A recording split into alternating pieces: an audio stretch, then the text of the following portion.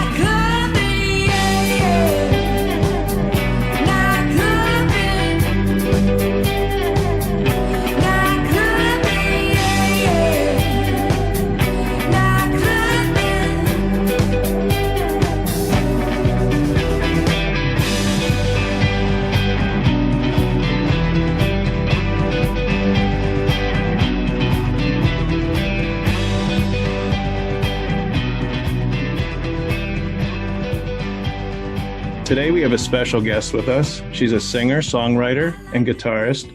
She's toured with Gary Clark Jr. and has performed with Santana and Gwen Stefani. The Huffington Post said, "From the passion in her voice to the delicacy in her strut, she is a force to be reckoned with." Rodney Bingingheimer called her beyond amazing. So let's all welcome the Jim and Mike Talk Music, the amazing Fiona Silver. How are you today? Why, thank you. That's quite an intro. Jim's got an intro for you there. Yeah, thanks. Yeah. Do you ever So where are you? Are you in New York? Yeah. I am actually in Stamford, Connecticut right now. I'm staying at this really cool recording studio that I'm both helping work at and also making an album in. Oh, very cool. Oh, very cool. Yeah. Yeah. Are you tired of the snow? I mean, you're from New York, right? You're originally? Yeah. I grew up in New York. It's funny because I feel like this is the first time I've actually enjoyed a winter, because in the city it just gets disgusting immediately. Right. But Brown snow. Yeah. So this is the first time I've really been able to enjoy just seeing snow in a forest and stuff like that. It's been really beautiful. But now, of course, it's just raining and gross again. Yeah.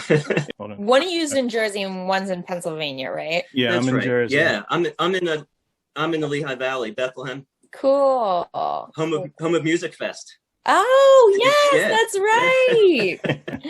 Such a cool place. That was it reminded me of I'm sure people say this all the time, but Pink Floyd and, just those smokestacks are. Oh, right. Yeah. Very iconic. Yeah, the old stuff. Yeah, the old. Yeah. Yeah, we're they're not really too breaking far that from up. Yeah. Really brightening it up with lights and everything, really making an art scene around that. Yeah. Awesome. Jim says you were there. I wasn't there at when was that? You were at Music Fest. That Do was you remember? 2 years ago, I think. Oh, that's recent. Wow. Yeah. Okay. Yeah, I think it was All right. 2018. Yeah, I usually go there every year, but because I'm about, 30 minutes from there. Mike's he could probably walk there, I think. Yeah, I can see it when I can see the steel stacks when I just turn my head right there. No, literally, I can. That's awesome. Yeah, it seems but like they get a great lineup every year. Yeah, but I was living in Virginia for 25 years, so I just moved up here a year and a half ago. So I've only been to a music fest a long time ago. Yeah. Is there cool. a lot of festivals in Virginia though?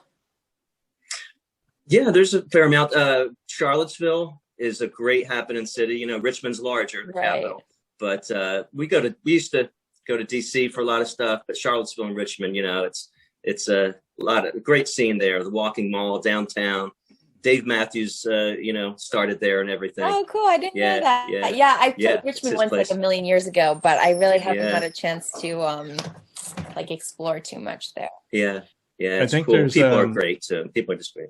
There's that Floyd Fest Isn't that in Virginia?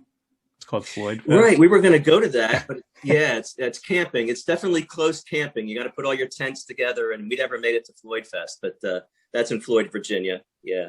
Yeah, I think you have to walk. You have to park, and then you have to walk a ways to get there and pitch. Oh yeah, it's huge, like huge rolling hills. Yeah. Wow. Yeah. Well, cool. So, were you born in New York? Are you a native I New grew Yorker? up like downtown Manhattan and Brooklyn, kind of back and forth. Yeah. Okay. Oh wow. All right. And you still live? You still live in New York? I live in East Village. But I've just been, since COVID and everything, I've just been spending more time out of the city, which is nice, you know. Mm-hmm. Yeah, it's good to get out. Yeah. So what are your earliest memories of listening to music? Like what bands? Oh my God, to be honest, I have a terrible memory. I'm like borderline out, like I should be worried, but but you know, I'm lucky though. Like my dad had he was like kind of a rocker dude, and like but he also loved jazz, and so I feel like I grew up listening to really great assortment of music between like, you know, kind of classic like Miles Davis, Billie Holiday, that kind of jazz, and Led Zeppelin, and you know, classic rock all the time. Right. Yeah. Right. So, you know, I think those influences, they can get us subconsciously, you know, like as a drummer, I'm a drummer. And so, you know, where do these rhythms come from? And they do come from when you were, you know, 15, and, you know, it's all getting into your head, you know? Yeah. And so I was watching the Pace Studios video, 4 songs you did with them, and he interviewed you a little bit. And this was the recent one. I think it's 1 year ago. I think it was March 2020. Yeah, that was right before we put out Hostage of Love, which is like my most recent EP. And with that, the mix was great. Jim's got it right there. All right. Oh yeah, awesome. I love this. So for our listeners, hold that up, Jim. Hold that up, Jim. All right. I can't see it. And then there's a provocative photo on the back. Oh, yes. Oh. So you have to explain it for our listeners. She's I'm naked in chain. She's got her hair on. She's wearing hair and a ring. She's wearing a ring. That's it. Yeah. For our listeners there, that's that one came out when then? Which so that came out on Valentine's Day of last year, actually. Okay. Yeah. So Valentine's Day. Yeah, cool. Yeah. Yeah, right before all the stuff started shutting down. Right. Weeks before everything's shutting down. Yeah. Yeah, it's crazy. Because of just a lot of bullshit that happens, as things sometimes do, with scheduling issues, we had to push our EP release party show back until the first week of March. So we ended up having it at Brooklyn Bowl, which was amazing, and it was an awesome show. I had some really talented friends of mine on the bill, and it was a few days later was when everybody was all of a sudden wait a minute, what's this COVID thing? And then the shutdown happened, and so a ton of people were like, your show was the last show I went to. So, which is kind of special. We're really lucky that we were even able to do it, you know. Did you have a tour planned? I mean, I'm assuming you did plan on playing out. Yeah. It hadn't been announced yet and solidified, but there were a number of shows booked, and I was going to tour with my friend Kelly Swindle, who's amazing and who was also releasing a new record, and she's a Southern girl, so we were doing I love touring the South anyway, but we were going to do that together, which was, exciting, and it was such a bummer that, of course, we had to cancel all those shows. And I had just ordered all these records. So I have boxes in my apartment of records that were supposed to be for the tour. And, that's I just bought mine, a couple of weeks ago. I know. Thank you so much. It means a lot. So you had CDs and vinyl, or what do you do with, what's the latest with that? What medium are you carrying around? You know what? I didn't make CDs for this last one. I just did vinyl. My first record I made CDs of, and that was cool. It's tricky because I feel there's a lot of people who want vinyl because obviously it's like a little more special. I feel like CD's like a kind of smaller in between margin where people are like, I want to support you, but maybe I don't want to spend that much money. So if if they drive a car that still plays CDs, then maybe they'll do that. But I feel like that's a decreasing market of people. Well, they're making cars now without, the CD players. Right, exactly. And so many people just stream Spotify or whatever. So and more people are, collecting vinyl. Yeah. I feel like, my music is available online for anybody who wants to listen and they don't have to pay anything or they can choose. Bandcamp is great. I was listening to you and didn't leave the house. I didn't have to buy anything. Yeah, exactly. Apple Music, Yeah. And, that's a great thing. So, I mean, obviously it's twofold. Like the situation for musicians as people trying to make living is not great. But at the same time, like I would never want my music to not be available to anyone, Yeah. I mean, you don't get paid that much though for like Spotify, and that's the sad part. No. Yeah. It's like not even a penny a listen. Yeah. Although the one song on your, not the EP, the last album, Little Thunder. I probably listened to that song like 50 times. So, which one? It's Take Me Down. Take Me Down. Yeah. I don't know why. I just love that song. Thank you. I love that song too.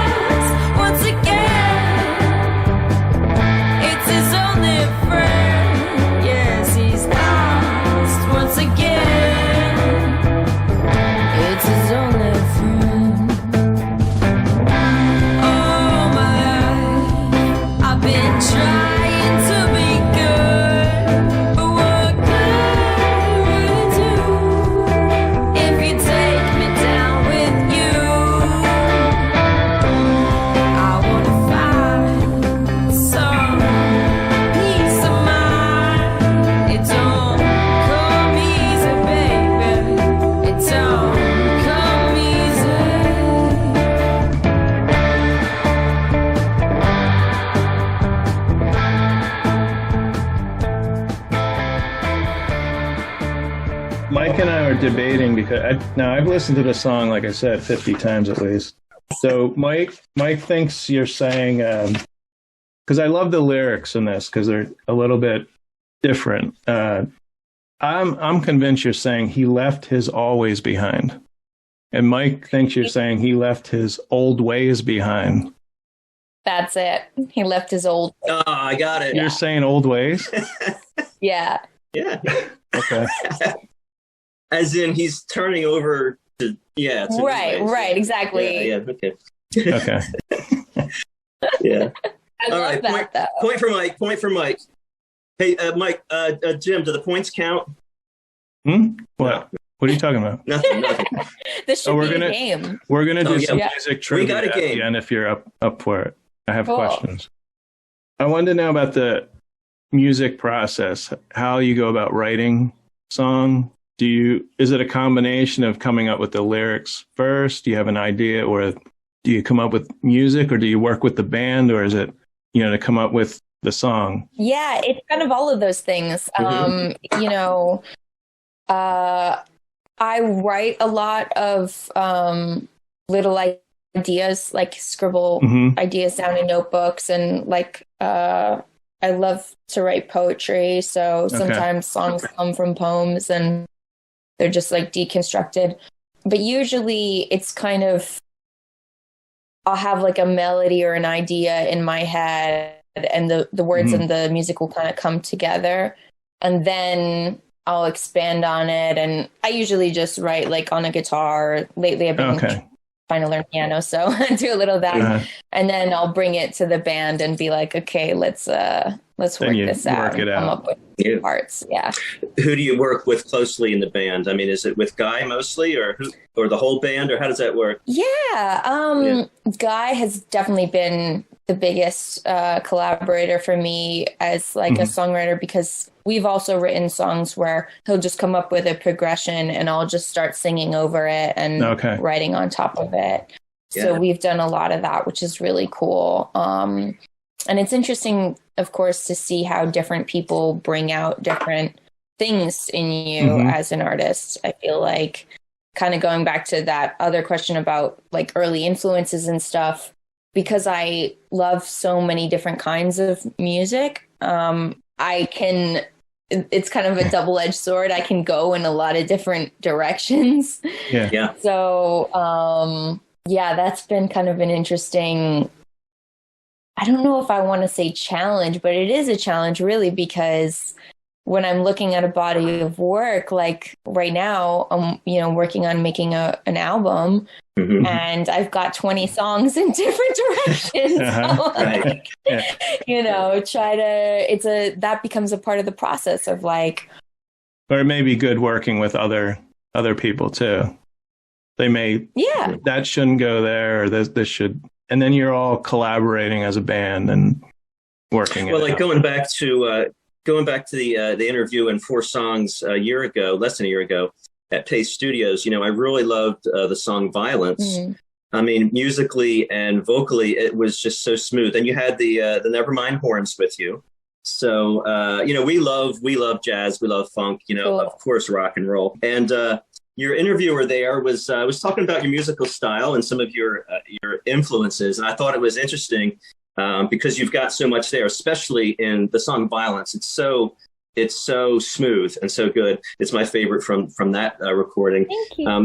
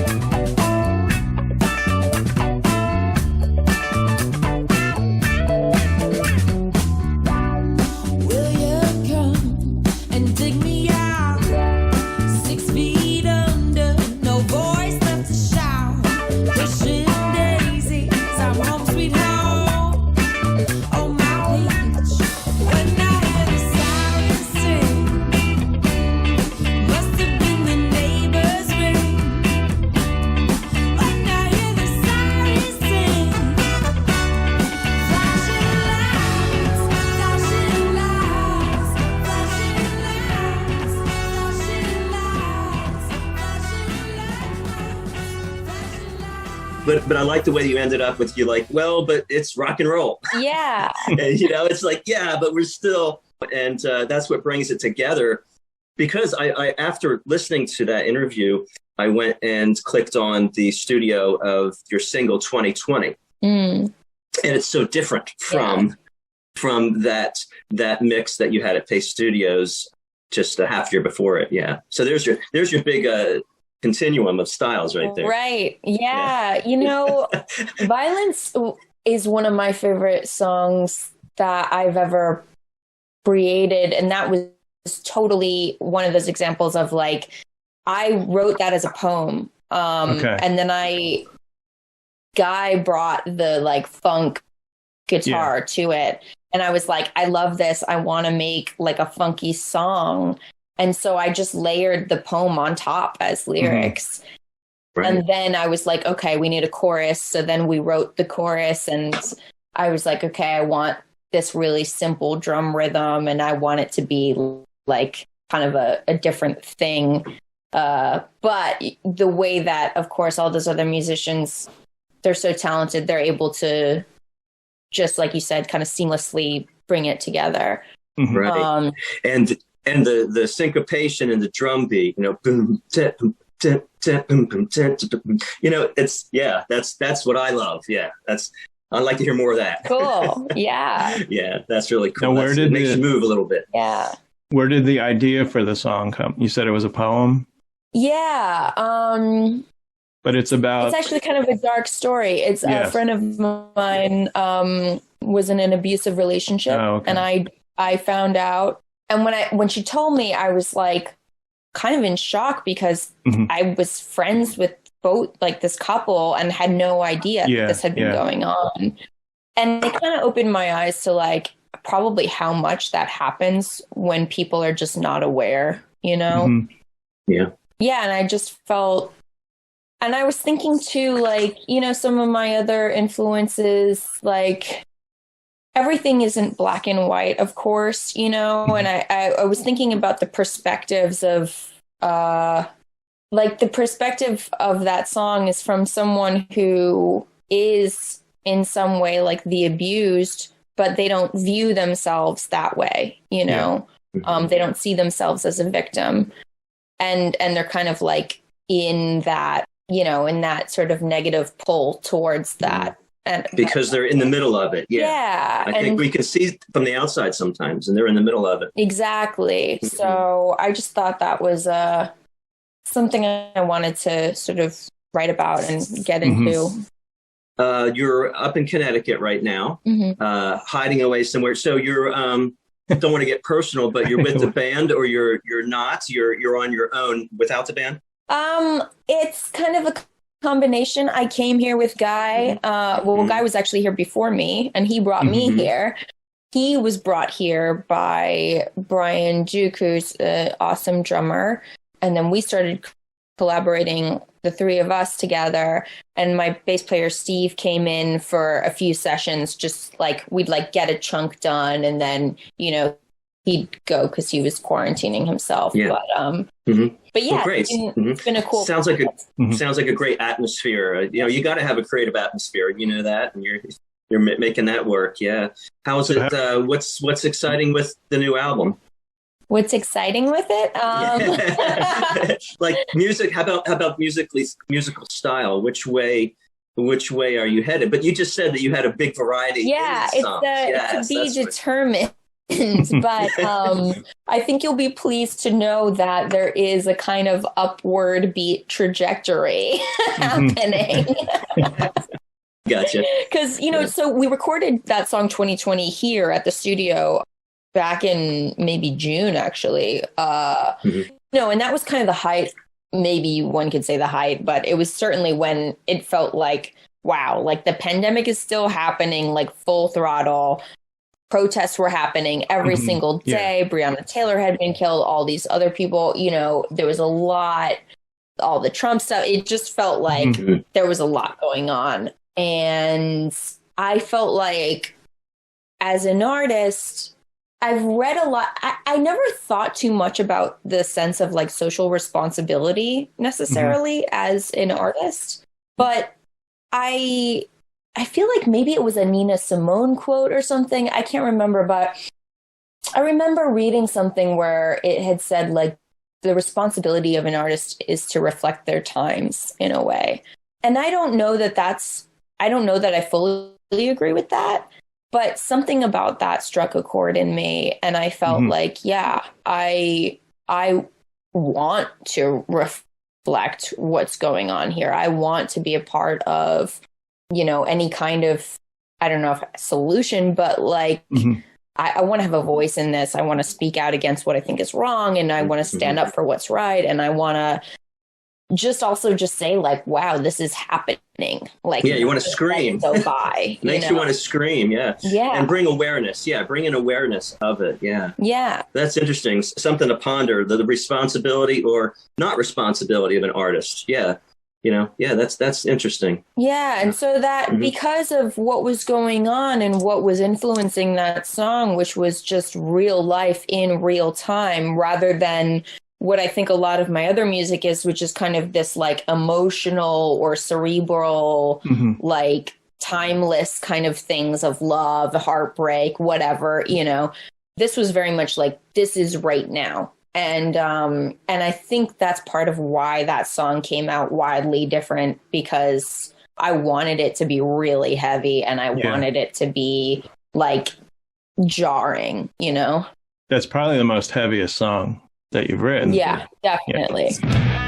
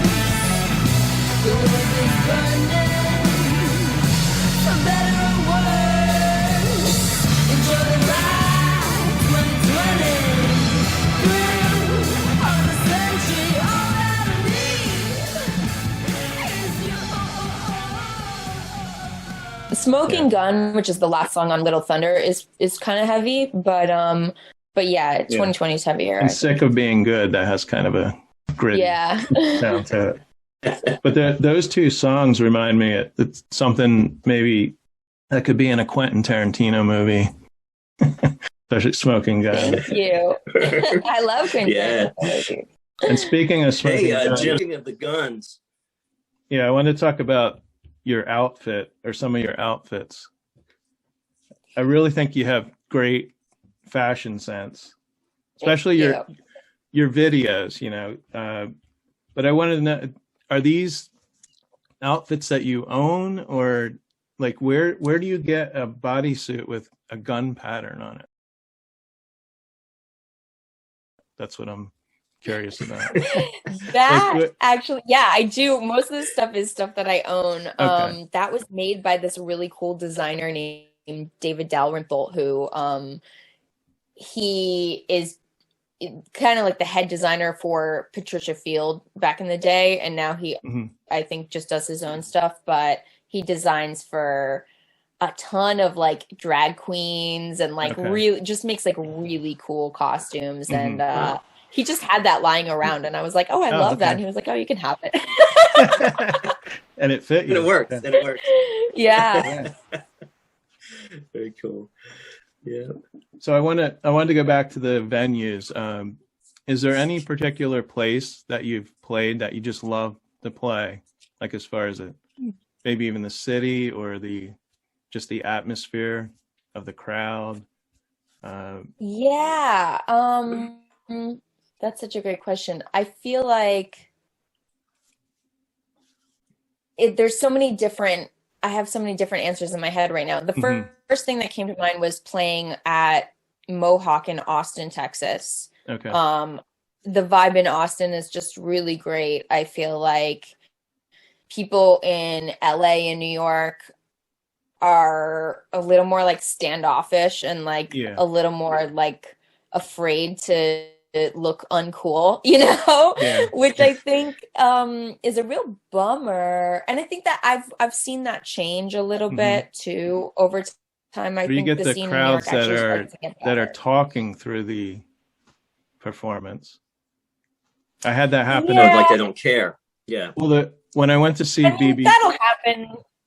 Yeah. Sorry, go ahead. I went to see BB King at the House of Blues years ago, but there was a bar on the left and a bar on the right. And I think it was because they gave complimentary tickets too.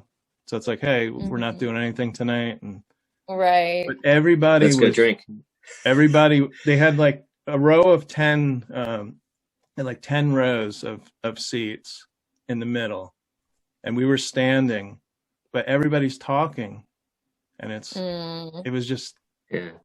That sucks, especially for such a legend. Like, oh, yeah. Like, they didn't realize who they were saying, but. That's crazy. I mean, at a rock show, like, you don't even hear when people are talking. It's like not a problem. You know? Right. That's true. Yeah. Yeah, if you're so loud. So the Austin crowd, they seem more genuine. Like you said, they could look not cool. What was it about? I've not been to Austin. It's not that they didn't look cool. Like, what I mean is that their spirit was more free, and that they just didn't have that sort of like barrier of pretense. But part of that also, of course, is that when I played that show, I was opening up for Andrew WK, who is such a force, and his energy is so wild. And the people who are drawn to him specifically are people who just like really want to have fun. And Mike, do you know who that is? Cool. Really do you know who that is? No. Okay. All I know is he wrote this party song. Hard. Yeah, Party Hard. Party Hard. It was like a bit, so it's like kind of it's like almost kind of a joke. Yeah. But it's not. He's like a genius and kind of like a motivational speaker. And it's a very interesting combination of different things going on. But I've never seen so many people crowd surf in my life. And wow, it's still happening. It's still happening. Yeah. That's cool. Yeah. Now, is that at South by Southwest, or was that just somewhere else in Austin? No, that was just during I was on tour and he was on tour, and I knew him, so I asked him if I could. I was like, "Hey, look, our tours are kind of coinciding in Austin. Like, could I hop on your show and be your opening act?" And I was fortunate that he said yes. Very cool. Yeah. Excellent. I have a place you should play. It's Sellersville Theater. It's in Sellersville, Where's Pennsylvania. Sellersville, Pennsylvania. It's 40 minutes south of Bethlehem. But it only seats about 200 people. So it's not a big area, but I think it's a converted movie theater. Ooh, cool. But I've been there many times. It's halfway between here and Philly. So you do get some, between Philly and Lehigh Valley, you'll get people going, even more so than probably around the theater. Yeah. I used to see the Smithereens there all the time. The Smithereens. They're a Jersey band. Yeah. But Howard Jones has played there. Graham Parker. They get, but they'll have jazz, blue, different types of bands. I saw Lisa Marie Presley there when she was touring. So that's a nice little venue. Awesome.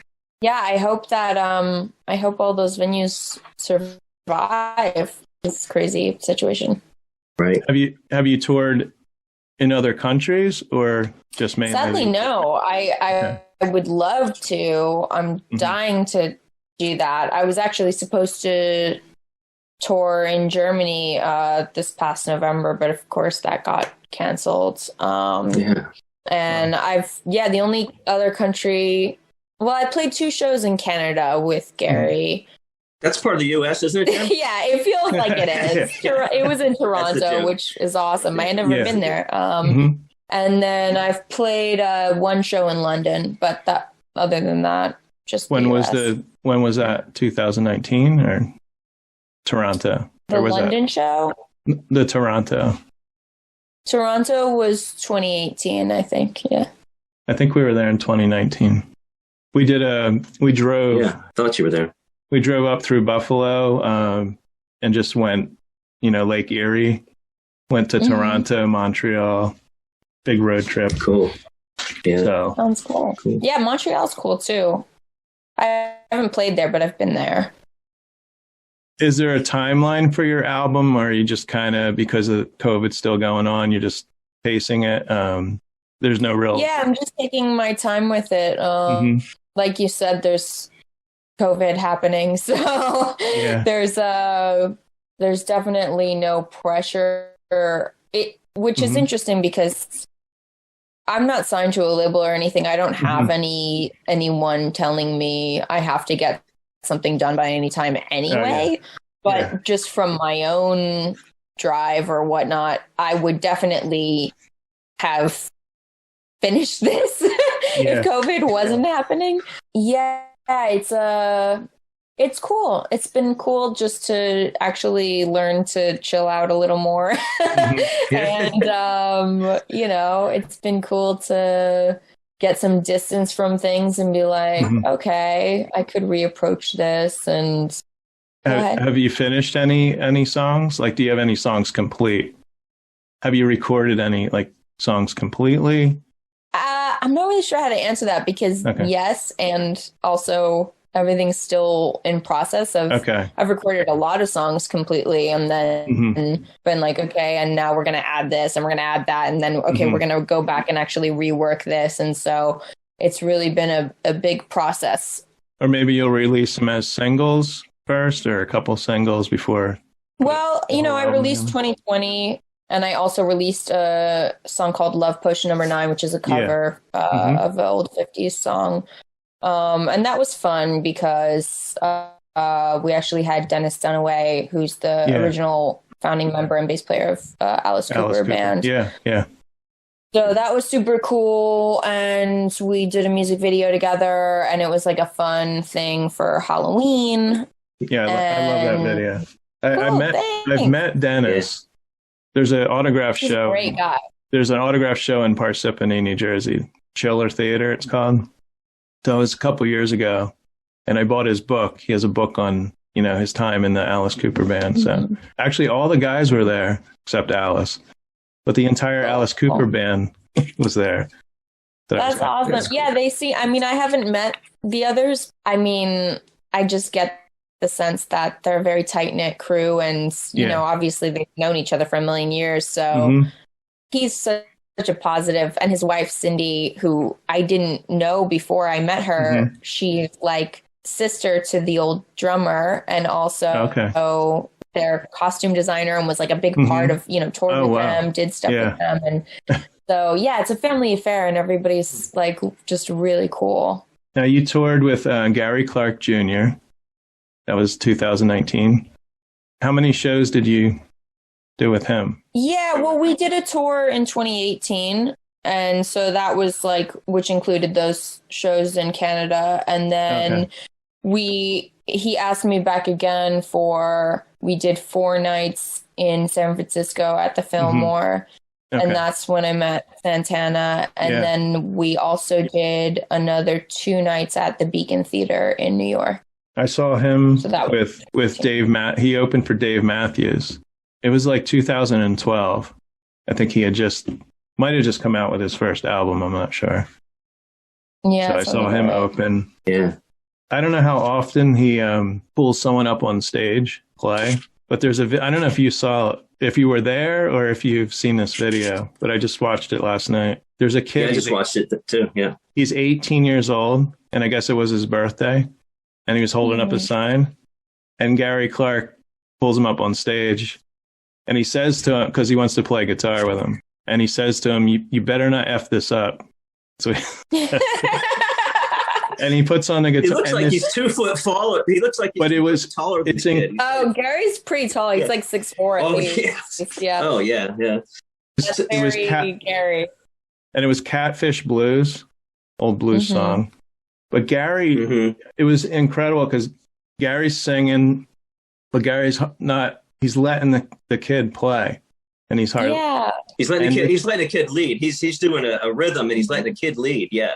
And he was incredible, this kid. He knew what. That's amazing. I think that's a real gift of someone like him and other artists that I've seen. I've seen Stevie Wonder do that. Some people who are like the most prolific. Be generous, Yeah. Be really generous and share space and have really like no ego and just be like really encouraging. It's a beautiful thing, Yeah. Do you have anything else, Mike? No, Jim. I think you got a bonus question though. Oh yeah.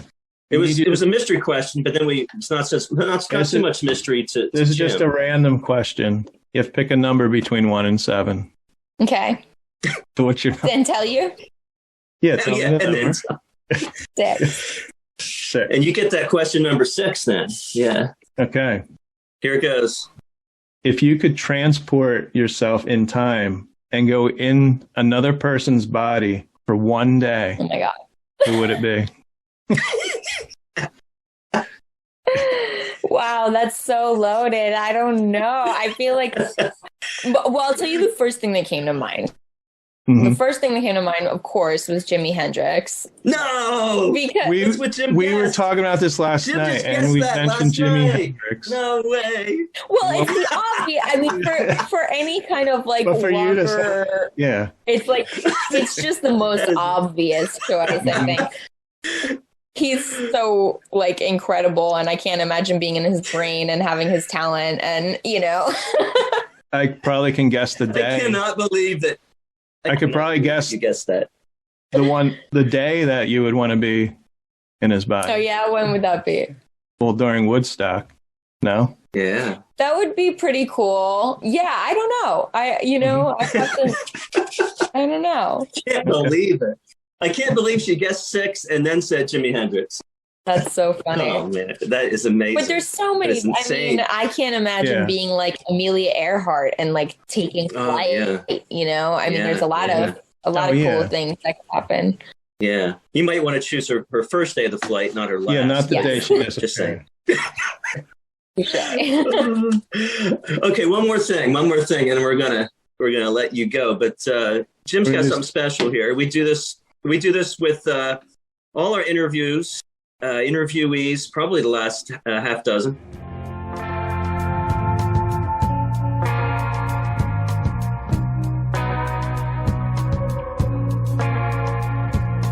I can see the smoking gun. I can hear the screaming gun. I can feel the ringing. We're going to do some music trivia. Like now, there's no prizes. Sorry, but if you get the question right, you'll hear this. You hear that? Mm-hmm. Okay. If you get it wrong, where is it?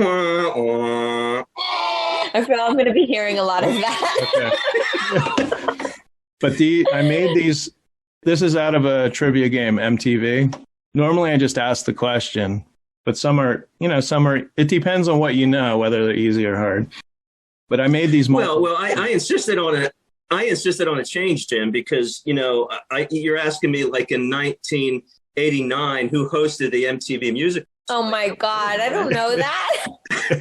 So then there's that silence. Yeah. Like, so anyway. I made these multiple choice. So there's a chance. Great. Okay. Yeah, so Fiona, you go first. In the late 70s, Madonna moved to New York with $35, and she took a job working where? Was it A, Dunkin' Donuts, B, McDonald's, C, Macy's, or D, Museum of Modern Art? Damn, I wish I knew that. I'm gonna. You're gonna know in a minute. Macy's.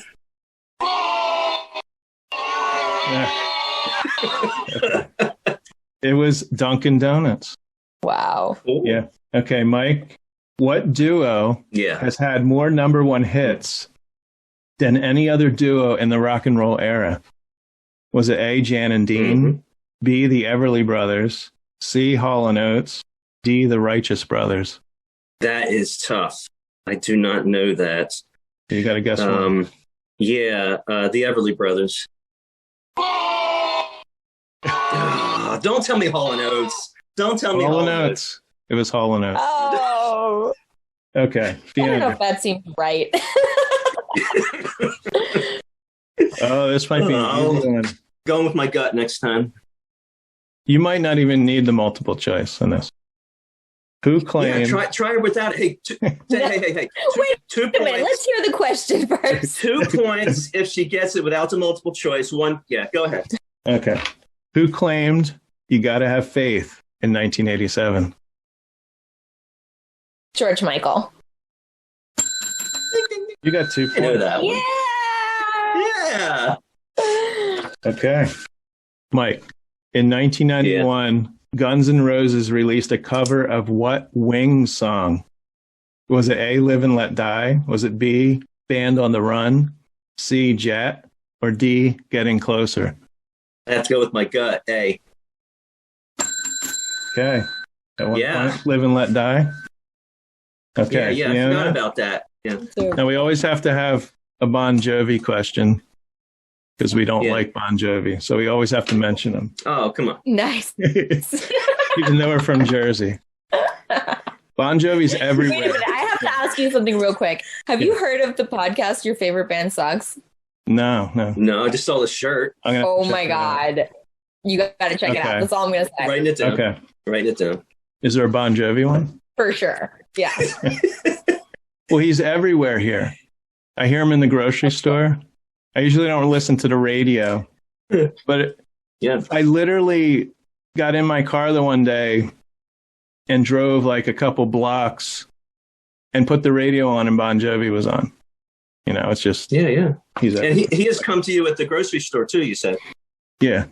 In the shower too, because I have a radio in there. Can't get away. No. Okay.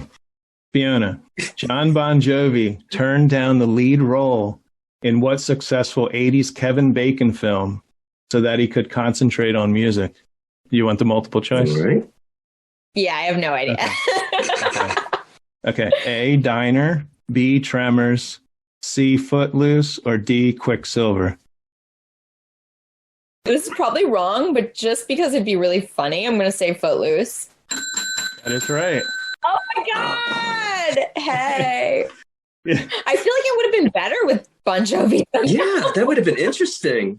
And then he would not have concentrated on the music, and we wouldn't be. It would be a win-win, really. Yeah. What could have been? Oh, I was keeping score, and then I gave up. What's the score? Fiona has 3.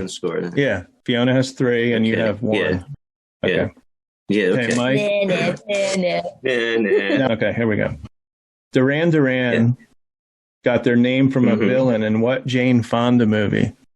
Now, I knew this answer because my wife is a big Duran Duran fan. Okay, and I'm not. Now, remember, I made up these multiple choice here. Is it A, Cat Ballou, if I'm saying that right? B, Spirits of the Dead, C, Barbarella, or D, The Game Is Over? I have to go with A. No. Is it Barbarella? That'd be amazing. Yes, it's Barbarella. Oh my God! Give her a point. Go ahead. Okay. She just pulled it out there. Okay. No, you stumbled.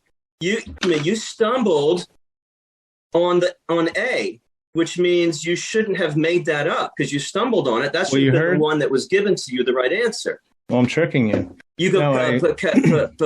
No, I said, am I saying that right?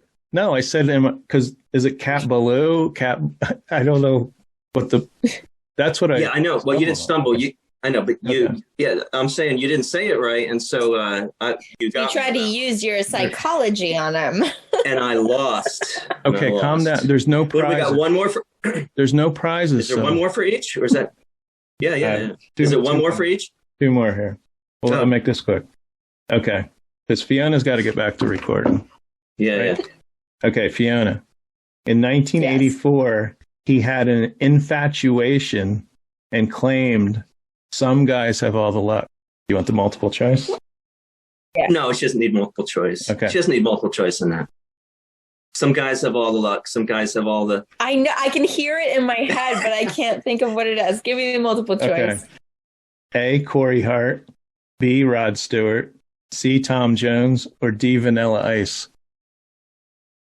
It's Rod Stewart, right? Yeah. Hey.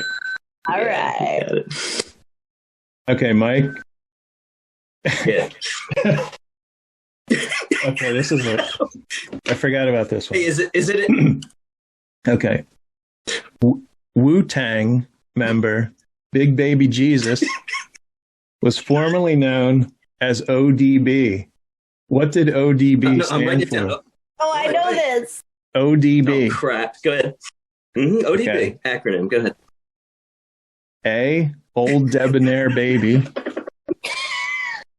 B, old dirty bastard, C, old desirable bachelor, or D, only drink beer? No, it's got to be old dirty bastard. It has to be. Okay, got it. Nailed it. You don't get too many nicknames with the word desirable in it, Right. so you stupid desirable. I mean, Debonair baby. Okay. Debonair. That was my favorite, actually. Debonair. Yeah, Debonair. Okay, Fiona. Tom Petty, George Harrison, Roy Orbison, and Bob Dylan made up what group? Oh my God. Okay, give me the multiple choice. I know it, but I can't think of it. A, Lady Antebellum. B, Lady A. B, Kiss. C, The Traveling Wilburys. Or B, Blues Traveler. Mm-hmm. Traveling Wilburys. Yeah. Very good. But fun fact, do you know Lady Antebellum stole the name Lady A from this like old soul singer? Oh, really? And it was like a whole thing. Did you guys hear about that? Name?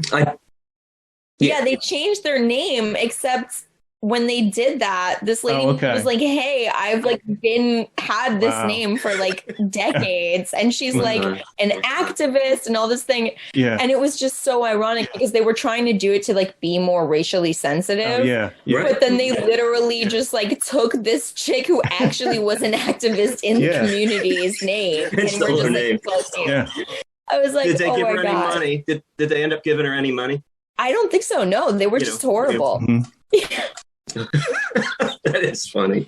Because you can go. Well, we can only hope that you can go on Google and find out. Like, does anyone else have this name? It's real simple, right? Yeah. Before you go and change your name. Yeah. Okay. Oh, little name thing. I gotta say this. So here in the Lehigh Valley, back in the '80s, there was a. Wait, let me ask you the last question here, and then we'll. Oh, okay. Then I want to say about the other Fiona, and we'll bring it to it. Who is she? All right. Okay. Mike, what ex-go-go wanted to make heaven a place on earth with her first #1 solo hit? Belinda Carlisle. Okay. There we go. All right. Got it. Okay. Good work. So I didn't end up keeping score, but I think you got me by a couple there. Did you keep score, Jim? Yeah. All right. We both win nothing. Okay, wait. So who's this other Fiona? So Jim and I grew up around the Lehigh Valley, the New Jersey PA border here, and there was Fiona Flanagan, and she was singer, singer-songwriter, and she got regionally known, locally of course, then regionally, and Jim, she was in what's her fame? What's her highest fame there? Fiona Flanagan. Well, she was in a movie with Bob Dylan, Hearts of Fire. Wow. And she did a solo. You have to look this up on YouTube. It's a song with Kip Winger, but it's totally it was the 80s. You got to see this video. So it's Fiona. Okay. There's a band. Fiona Flanagan. And he had a band Winger. Right, but he has the band Winger, right? Yeah, he had the band Winger. Yeah. But anyway, what I bring it up for is we're following music all the way back in the 80s and following it closely, alternative and everything before it had a genre name. And so this person writes into the local newspaper berating her for no reason. And it was short, and I still remember it. And he ends it with, Fiona Flanagan, what a stupid name. That can't be real. She must have made it up. I'll still never forget it, and it's decades ago. What a jerk. Why would you do that? First of all, she's clearly just a nice Irish girl, okay? Yes, she is. She's a nice Irish girl, Irish Catholic, and it's so interesting. And her real name and her given name was Fiona Flanagan. And I just read that and thought, wow, people are just idiots for no reason. They're just mean for no reason. And for some reason, it was so dumb that it stuck with me. So anyway, there's another Fiona, and the other Fionas are all around too. Not here and there, not all around, but they're here and there. Yeah. Fiona Apple, of course, big, amazing inspiration for sure. Yeah. I know what Mike really wants is your real last name, Silver. It is. Okay. Wow. I'm a nice Irish Jewish girl. Okay. because Mike said, we were talking last night, and he said he never heard that surname, and then I was thinking of Phil Silvers. It was Silvers with an S, but real name. Yeah, I've heard that. Yeah. Yeah, no, there's I've met some other people with the last name Silver, actually. Okay. But yeah. Yeah. That's a cool name, though, to be born with. Thank you. Yeah, that is cool. Hey, it's been great meeting you virtually. Been great hearing your stories and hearing what inspires you and what you've been doing. Had a good time. Great meeting you, too. Fun podcast. Great. I hope to see you live. Good laughing and playing again. Yeah, I hope to see you guys too. Remind me, what's that venue called again? Sellersville. The theater? Sellersville. I'm going to look I'll message you the name. Cool. Okay, cool. Yeah. Okay. Yeah, it's a nice small venue. Yeah. All right, take care. Great to meet you. All right, you too. Bye, guys. Bye. Best wishes.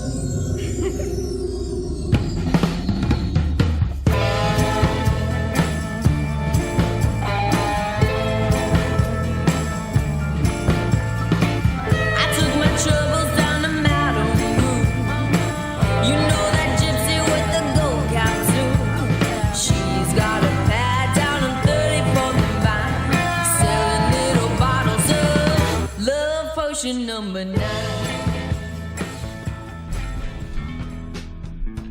Exit music by the band 99%. Today's show was produced and edited by Jim Thatcher.